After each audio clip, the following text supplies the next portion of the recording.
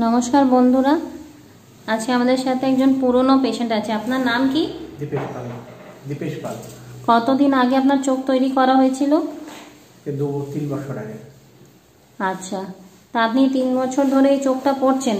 যখন প্রথম বানিয়েছিলেন কেউ বুঝতে পারছিল চোখটা নকল? না না না, কেউ বুঝতে পারছিল না।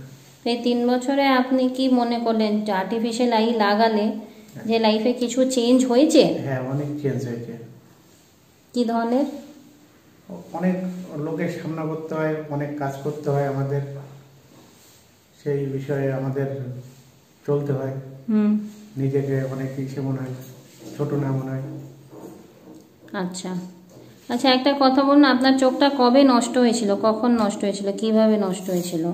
আমার চোখটা ছোটবেলায় নষ্ট হয়েছিল। তো ছোটবেলায় বুঝতে পারিনি।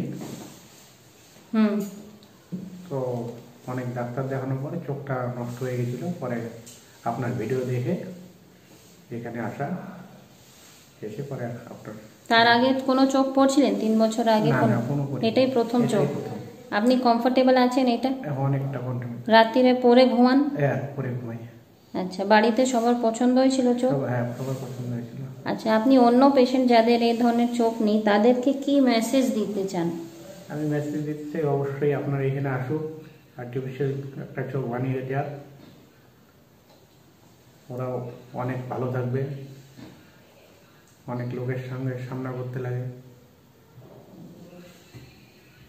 Thank you.